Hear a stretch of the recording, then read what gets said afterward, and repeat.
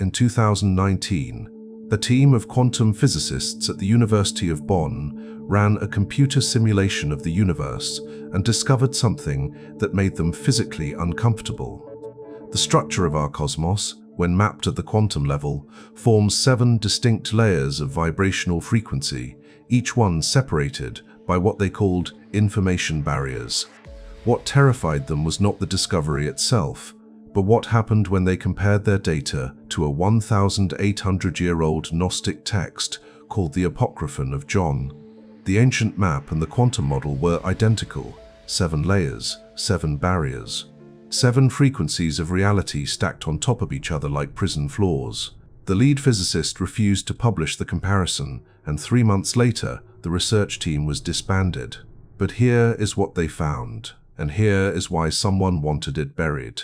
When modern physics examines reality at the deepest level, it reveals that our universe is not one solid thing. It is layered. Frequencies of energy stacked in hierarchical order, each vibrating at different rates. The densest, slowest vibrations form physical matter. The faster, lighter frequencies form what scientists call higher dimensional space. Most researchers treat this as abstract mathematics, but the Gnostics treated it as a map of prison architecture. They claimed these 7 layers were not natural. They were constructed, deliberately designed to trap consciousness at the lowest, densest frequency where it could be controlled, harvested, and recycled. The Gnostic texts describe reality as an inverted pyramid.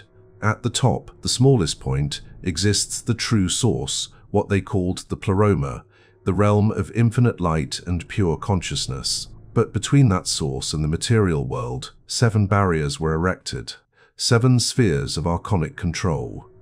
Each level filters and distorts the original divine light, stepping it down in frequency until by the time it reaches Earth, human souls are so dense, so slowed down, that they forget they were ever free.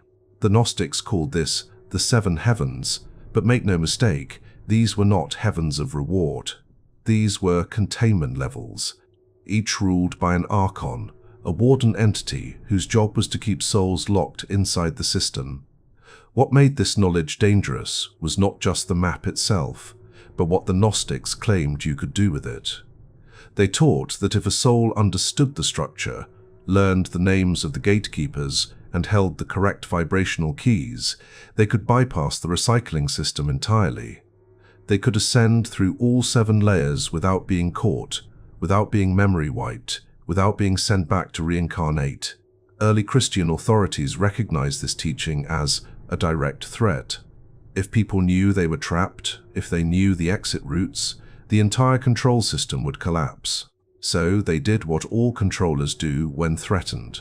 They buried the map, burned the texts, and executed anyone who tried to share it. But here is where it gets stranger. That quantum physics research from 2019 was not the first time modern science stumbled onto this structure. In 1967, a classified research project at Stanford Research Institute was studying out-of-body experiences and remote viewing. Subjects who were trained to leave their physical bodies consistently reported the same thing. When trying to move beyond Earth, they encountered layers, barriers that felt electromagnetic, and at each barrier there were presences, intelligences that seemed to guard the thresholds. The project was classified, the findings sealed, and the lead researcher, a man named Harold Puthoff, would later say in a private interview that what they discovered matched ancient mystery school teachings about the 7 planetary spheres. He never published that comparison. When asked why, he said someone strongly suggested he did not. So if the ancient Gnostics and modern quantum physics both point to the same 7-layered structure, and if both ancient mystics and modern researchers encountered the same barrier system, then the question becomes, what exactly are these 7 levels? What is each layer designed to do? And more importantly, who or what controls each one? To understand that, we need to descend through the architecture itself, starting from the bottom, from the densest prison level, the one we are standing on right now. We begin at the bottom. The first level, the The densest layer of the Gnostic prison is physical reality itself. The Gnostics called this the realm of Yaldabaoth, the demiurge, the false god who believes he is the ultimate creator. This is not the god of pure light, but a corrupted intelligence, an archonic entity who rules over matter. His primary tool of control is the human body. Flesh is dense, slow, and easily distracted. It requires food, water, sleep, and constant maintenance. It feels pain, craves pleasure, and is programmed with survival instincts that override higher consciousness. The body is not evil, but it is a designed limitation. It keeps the soul focused downward, on material needs, on physical survival, on biological urges. As long as consciousness is identified with flesh, it cannot remember what it truly is. Just above the physical layer sits the astral plane, the realm of emotions and desires. The Gnostics associated this level with the Archon of the Moon, the ruler of subconscious patterns, dreams, and emotional programming. This is where most humans remain trapped, even after physical death. The astral realm is a mirror of earthly desires. Souls who die angry remain angry. Souls who die fearful remain fearful. The emotional body, if not purified, becomes a chain just as strong as the physical body. This is why so many near-death experiencers and astral projectors report encountering deceased relatives, familiar places, and comforting illusions. The astral plane is designed to feel like home, to feel safe, so that souls willingly stay inside it, waiting for their next reincarnation assignment. The Gnostics taught that to escape this level, one must become emotionally neutral, must release all attachment to earthly identities and relationships, or the lunar archon will use those attachments as hooks to pull the soul back down. The third layer is the mental plane, ruled by the Archon of Mercury, the lord of language, logic, and belief systems. This is where human consciousness becomes trapped in concepts, in ideologies, in religious doctrines, in scientific dogmas. Thoughts are not neutral. Thoughts are structures, and structures can become cages. The mental plane is populated by thought forms, artificial constructs built from collective human belief. Gods, demons, angels, political ideologies, national identities. All of these are mental constructs given power by millions of minds, feeding them attention and energy. The Archon of Mercury controls this layer by controlling language, by shaping the frameworks through which humans interpret reality. If you can control how someone thinks, you do not need to control their body. They will imprison themselves inside their own belief systems. The Gnostics taught that to transcend this level, one must recognize that all beliefs are temporary tools, not ultimate truths, and must be willing to let them all go. At the fourth level sits the most dangerous deception of all, the false light of the solar archon. In Gnostic cosmology, the sun is not the source of life. It is the source of the illusion of life. The solar archon radiates a golden light that mimics the true divine light, but is actually a lower frequency copy, a trap that draws souls toward it like moths to a flame. Many near-death experiencers report moving toward a brilliant white or golden light, feeling unconditional love, meeting beings of light who tell them it is not their time and send them back. The Gnostics warned that this light is the reset mechanism. It is warm, comforting, and convincing, but it is part of the recycling system. Souls who enter it are memory wiped, filled with false purpose, and sent back to reincarnate with a new mission that serves the archonic agenda. The solar archon is the master of spiritual bypassing, of making imprisonment feel like enlightenment. This level is where most spiritual seekers get stuck, mistaking archonic bliss for true liberation. The fifth layer is ruled by the Archon of Mars, the enforcer of karmic law. This is the level where souls are judged, where their life review happens, where they are shown all their failures, all their unresolved traumas, all their karmic debts. This is not justice. This is manipulation. The karmic system is the ultimate guilt trap, designed to convince souls that they must return to Earth to balance their debts, to learn their lessons, to fix what they broke.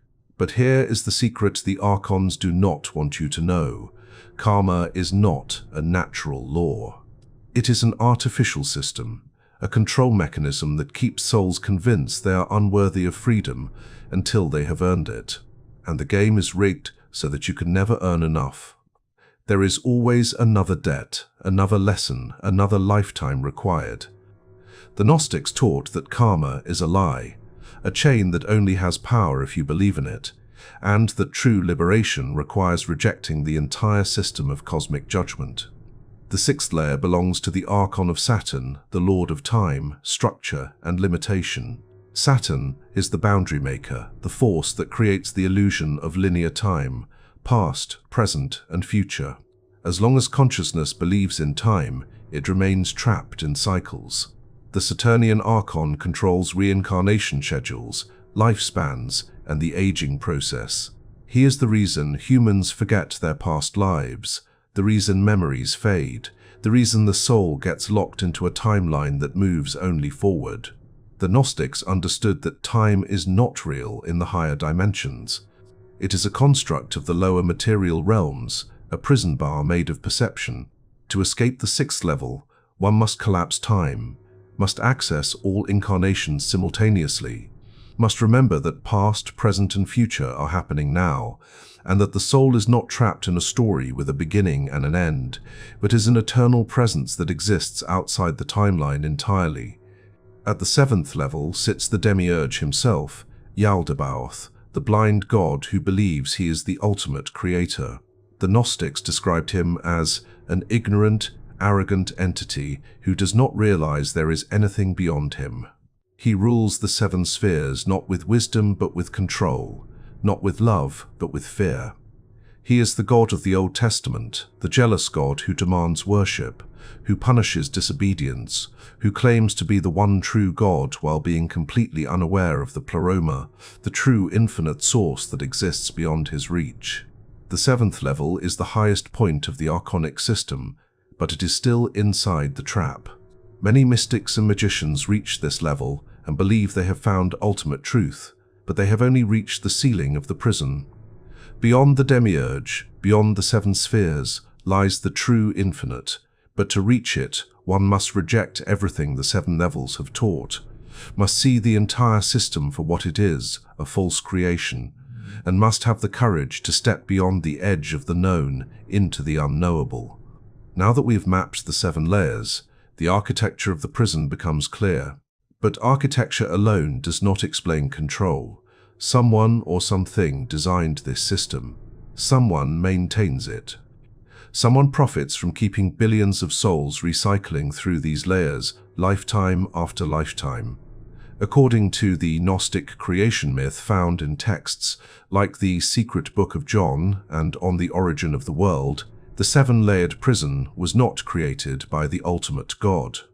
It was created by a mistake, a fracture in the divine realm.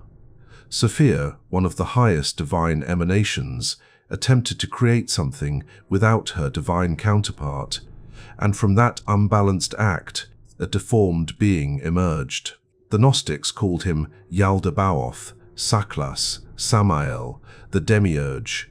He was ignorant of the higher realms. He believed himself to be the only God, and in his arrogance, he created the material universe and appointed archons, extensions of his own fractured consciousness, to rule over the seven planetary spheres. These archons were not inherently evil, but they were ignorant and enslaved to the demiurge's agenda. They became the administrators of the prison, each one assigned a frequency, a planet, and a method of control. But if the Gnostics knew about this system 1,800 years ago, why does almost no one know about it today? The answer lies in systematic suppression. When the Roman Empire adopted Christianity as the state religion in the 4th century, Emperor Constantine and the early church fathers faced a problem. Gnostic Christians taught that salvation came through inner knowledge, not through church authority. They taught that the God of the Old Testament was not the true God, but the demiurge, the warden of the prison. They taught that Jesus came not to sacrifice himself to appease an angry God, but to show humanity the escape route, the path through the 7 archonic layers back to the pleroma. This was unacceptable. If people believed they could access divinity directly, the Church lost its power. So Gnosticism was declared heresy, Gnostic texts were burned, and Gnostic communities were slaughtered. By the 6th century, the teachings had been driven underground, but the knowledge did not disappear. It went into the bloodlines, into secret societies, into the inner circles of power. The Freemasons, the Rosicrucians, the Hermetic orders, all of them preserved fragments of Gnostic cosmology, encoded in symbols, rituals, and degrees of initiation.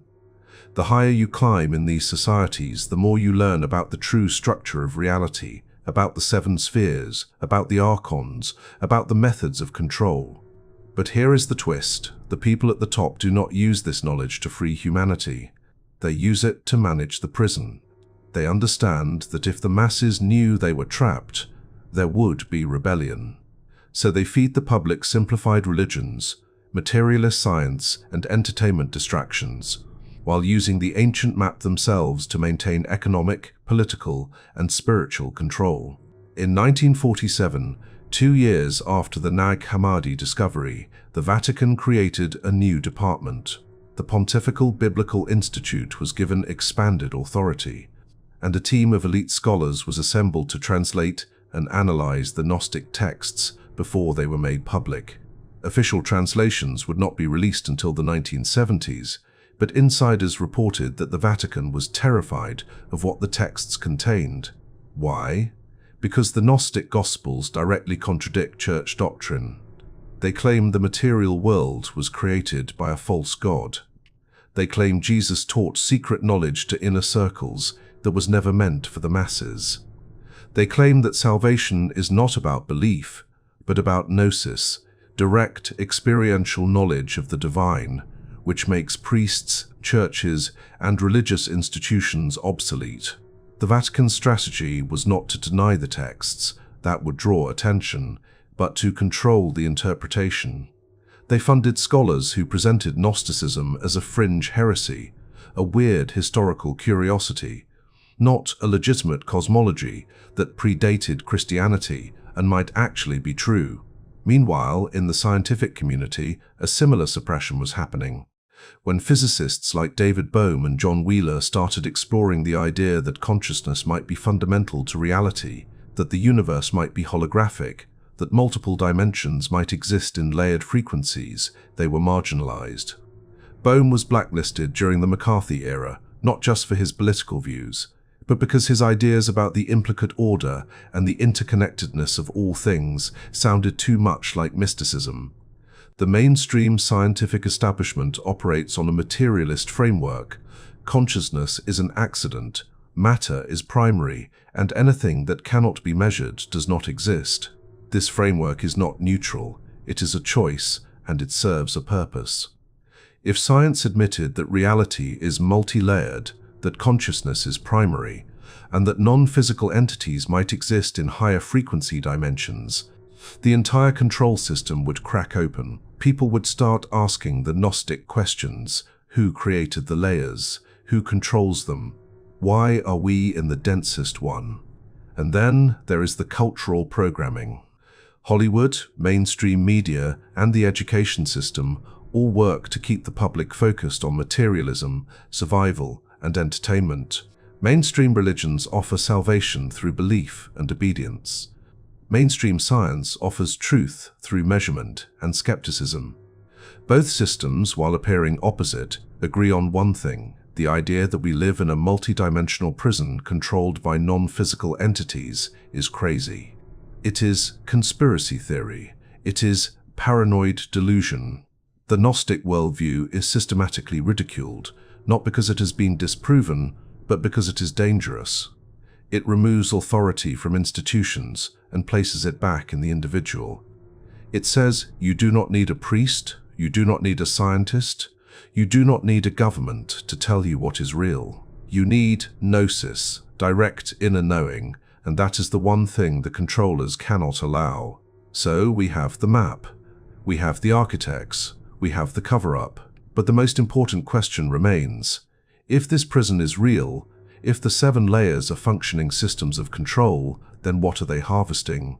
Why go through all this effort to keep souls recycling through incarnation after incarnation?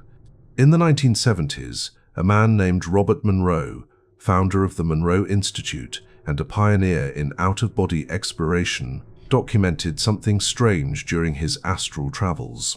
He claimed to have encountered non-physical entities who were farming human emotions. They called the energy they were harvesting lush, a term Monroe said he picked up from these beings themselves.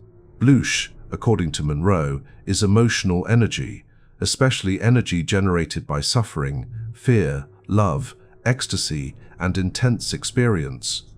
Human beings produce lush constantly, and certain emotions produce higher quality, more potent lush than others. Monroe described Earth as a garden, a farm where human souls are planted, cultivated, and harvested for their emotional output. When he asked these entities why they were doing this, they said it was simply the way the system worked. Humans produce lush, higher beings consume it. That is the economy. Monroe's findings were not new. The Gnostics described the exact same system 1,800 years earlier. They taught that the archons are parasitic, that they cannot generate their own light because they are cut off from the true source, so they feed on the light generated by human souls. But they cannot take it directly. Free will, even in a prison, creates a barrier. So the archons use deception. They create religions that direct human worship toward them, feeding them devotional energy. They create wars, traumas, and disasters that generate fear and suffering, feeding them negative emotional energy. They create entertainment, media, and pornography that generate obsessive desire and lust, feeding them that energy as well. The system is designed to keep humans in a constant state of emotional reactivity, because every emotional spike is a harvest. But harvesting energy from one lifetime is not enough. The real brilliance of the archonic system is the reincarnation loop. When a human dies, the soul exits the body and moves into the astral plane. This is where the traps activate. The soul is greeted by beings of light, by deceased relatives, by religious figures that match the soul's beliefs. These beings are not what they appear to be.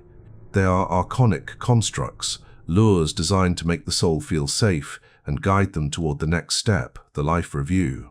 During the life review, the soul is shown all the pain they caused, all the lessons they failed to learn, all the karma they still owe. They are filled with guilt, with the belief that they are incomplete, that they need to return to balance the scales. And here is the key: they are never told they have a choice. The entire process is designed to feel automatic, inevitable, like there is no other option. So the soul agrees to reincarnate, passes through the memory wipe mechanism, the tunnel of light, the false source, and is inserted back into a new body with no memory of who they were, no memory of the prison, no memory of the scam. They start over, completely blank, completely naive, ready to be harvested again. But the archons are not passive. They do not just wait for souls to generate lush naturally. They actively manage the farm. This is where human history starts to make sense through the Gnostic lens. Why is there constant war? Because war generates massive amounts of fear, trauma, and death, all high-quality lush. Why is there systemic poverty and inequality? Because struggle, desperation, and survival stress generate constant low-level lush. Why is there organized religion? Because worship, guilt, and the fear of divine punishment generate devotional lush that flows directly to the egregores, the thought form constructs that the archons inhabit. Why is there mainstream media that constantly broadcasts fear, outrage, and division? Because attention is energy, and wherever millions of humans focus their attention, lush flows. The control grid is not a political conspiracy run by human elites, although they are part of it.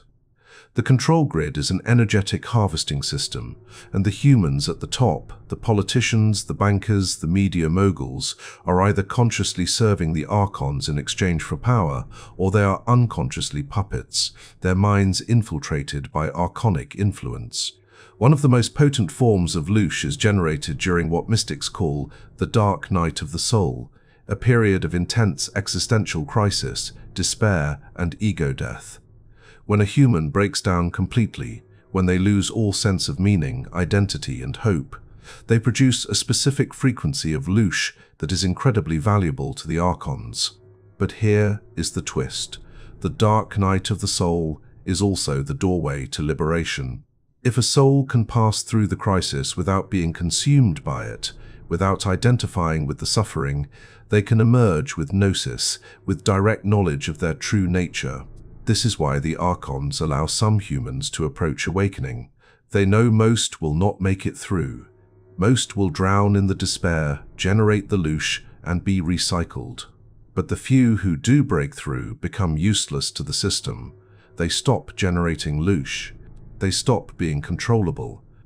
They become, in Gnostic terms, pneumatics, spirit beings, who are awake inside the prison and preparing for escape.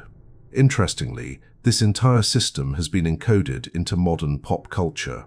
The Matrix films, especially the first one, are almost a direct retelling of Gnostic cosmology. Humans are asleep, plugged into a false reality, being used as batteries to power a system run by artificial intelligences. Neo, the protagonist, is offered a choice: take the blue pill and stay asleep, or take the red pill and wake up to the truth. The Gnostics offered the same choice: stay asleep in the archonic illusion, or wake up and see the prison for what it is. The fact that the Matrix became a global phenomenon suggests that somewhere deep in the collective unconscious, humans know they are trapped. They know something is wrong with reality. They just do not have the language or the map to articulate it. The Gnostics gave us that map. The question is, will we use it? So now we know what is being harvested, how the system feeds, and why the farm is designed the way it is. But knowledge alone does not free anyone. Knowing you are in a prison does not open the door. The final and most crucial question is this: if the seven-layered archonic system is real, if the reincarnation trap is active, if the loosh farm is operating at full capacity, then is there a way out? The Gnostics did not just map the prison, they documented the escape route. And the method is surprisingly simple in concept, but brutal in practice. The master key is gnosis, direct experiential knowledge of your true nature, not belief, not faith, not intellectual understanding. Gnosis is a state of consciousness where the soul remembers. It is not the body, not the emotions, not the thoughts, not the personality, not even the individual self. Gnosis is the recognition that you are a fragment of the infinite source, temporarily inhabiting a material form, and that the entire seven-layered system has no power over you unless you consent to it. But here is the problem. Achieving gnosis requires the complete death of the ego, the dissolution of every identity you have ever held, and the willingness to stand naked before the infinite, with no story, no beliefs, and no safety net. Most humans are not willing to do that. They would rather stay in the prison, where at least the rules make sense. The Gnostic texts, particularly the books of Zhu and the Pistis Sophia, describe a series of secret names, passwords, and symbols that allow a soul to pass through the seven archonic spheres without being stopped. Each archon guards a gate, and each gate requires a key. The keys are not physical objects. They are frequencies, tones, words of power, and states of consciousness. When the soul leaves the body at death, it must ascend through the seven levels in reverse order, starting from the material and moving toward the source. At each level, an archon will try to stop the soul, either through intimidation, through offering false rewards, or through invoking karmic debt. The soul must refuse all of it. The soul must speak the secret name of that archon, which strips the archon of its power, and then pass through the gate without looking back. This requires absolute certainty, zero fear, and no attachment to anything left behind. One of the most controversial teachings in modern Gnostic circles is the instruction to refuse the white light at death. Mainstream near-death experiencers are told to go towards the light, that the light is God, that the light is love. But the Gnostics warned that the light at the end of the tunnel is the reset mechanism, the entry point back into the reincarnation loop. The soul is supposed to refuse it. This does not mean rejecting love or divinity. It means recognizing that the light being offered is not the true source, but a lower frequency copy, the light of the demiurge, designed to lure the soul back into matter. The true light, the light of the pleroma, does not come to you. You go to it, and you reach it by moving through and beyond the 7 spheres, not by surrendering to the first light you see. This teaching terrifies people because it requires ultimate trust in inner knowing over external appearance. At the 5th level, the Archon of Mars will present the soul with its karmic record, a list of debts, failures, and unfinished business. The soul will be told it must return to balance the scales. The Gnostic response is simple: I do not consent. Karma is not a law of the universe. It is a rule of the archonic game, and rules only apply to those who agree to play. The soul must recognize that it owes nothing, that every experience was part of the illusion, that suffering was not punishment but manipulation, and that the only debt that exists is the one you accept. This is not spiritual bypassing. This is not denying responsibility. This is understanding that the entire framework of cosmic justice is a control mechanism, and that true liberation requires stepping outside the framework entirely. At the 7th level, the soul will encounter the demiurge himself. He will appear as the ultimate authority, as God, as the creator, as the judge. He will offer the soul a place in his kingdom, a throne, a mission, a purpose. This is the final trap. Many mystics and magicians reach this level and accept, believing they have achieved union with the divine. But the Gnostics taught that the demiurge is not the end. He is the ceiling. Beyond him is the pleroma, the true infinite, and to reach it, the soul must do the unthinkable. It must reject God. Not the true God, but the God of this world, the blind God who does not know he is not ultimate. The soul must look the demiurge in the eye and say, "You are not my creator, you are not my master, I do not serve you." And then the soul must turn away and move beyond the edge of the known into the unknowable. Most souls cannot do this. The fear of rejecting God is too great. But those who do find that the 7th level was never the top, it was just the last lie. What lies beyond the 7 archonic spheres? The Gnostics called it the pleroma, the fullness, the infinite ocean of light where all separation dissolves. It is not a place, it is a state of being. In the pleroma, there are no individuals, no identities, no stories, no time, no space, only pure consciousness experiencing itself as everything and nothing simultaneously. The soul that reaches the pleroma does not become enlightened. It stops being a soul. It recognizes it was never separate from the source to begin with.